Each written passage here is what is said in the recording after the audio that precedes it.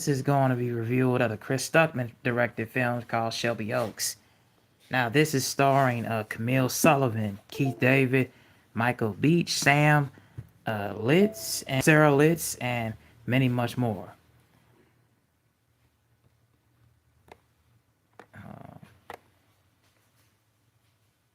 A woman's search for a long lost sister becomes an obsession when she realizes a demon from their childhood may have been real but not imaginary. So we kind of get off a standpoint of talking about starting from more of like a documentary film, like a period piece, where it was talking about these four YouTube critics that were recording a lot of ghost stories in long this long like this long side of town this long side of town off of Dark County, Ohio, called Shelby Oaks, as they may have been reporting a lot of ghost stories going on. Played by uh, played by Sarah Durn, and she was trying to figure out like, is these stories are true, and is the demon that she's realizing that was going on around her, is it an actual feat, somebody that's actually scaring her, actually giving her causing nightmares by the age of 13. But throughout this film, what I saw and what I kind of realized was like, is she really? And when they kidnapped and attacked these four critics, and it didn't see any of the reports by the news panel that she had died. That nothing that seemed anything like that from the fact of the matter for her. Like, could Riley Brennan been alive, or could have been these critics have been alive? We hadn't heard anything about it, any whereabouts, because they had disappeared for 5 days, and it turned out to be more than like 3 weeks.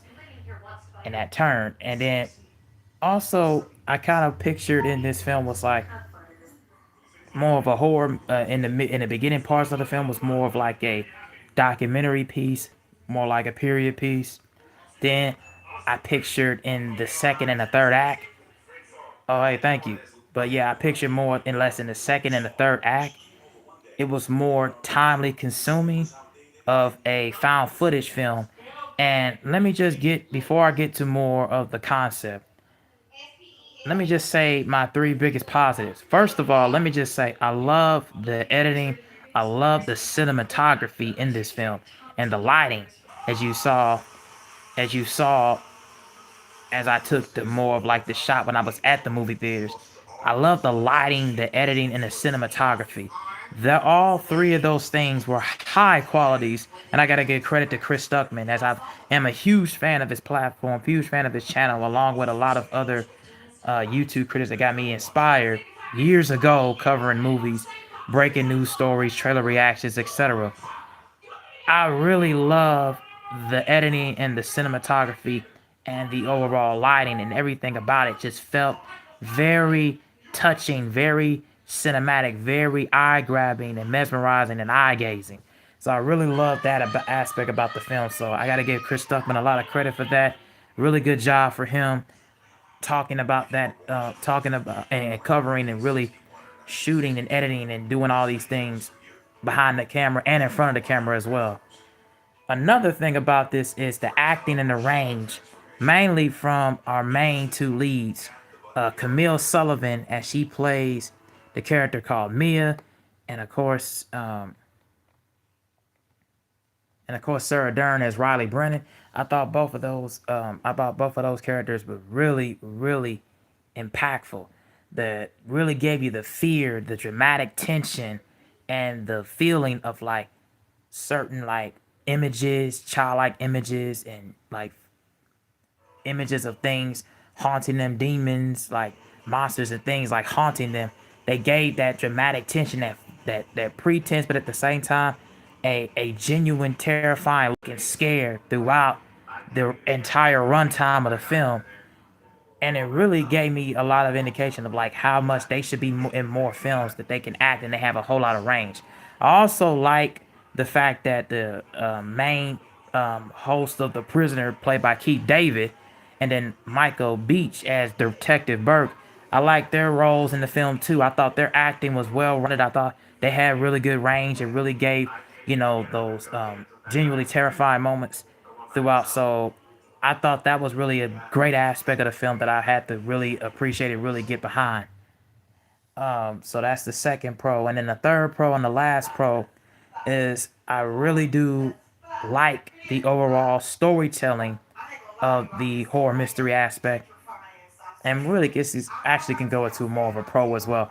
I like the transitions. I thought the transitions from being more of a style like documentary into towards a more realistic approach from Mike Flanagan's sake as a found footage horror mystery film. I thought that transition was beautifully etiquette and beautifully told. I thought that was great.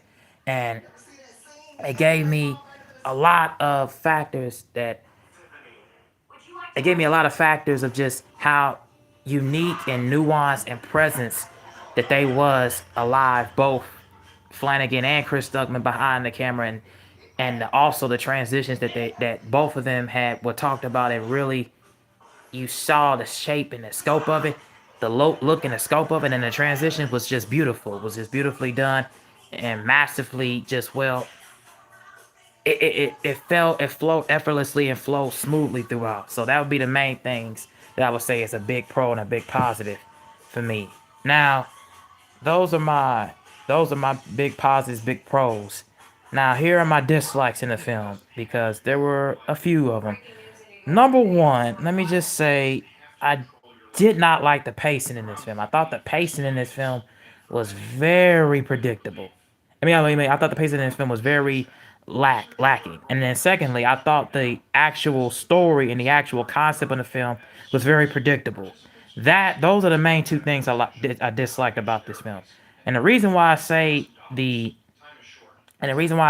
pacing is because it felt and felt in the beginning you got exactly where Riley and Mia were coming from in both of their aspect.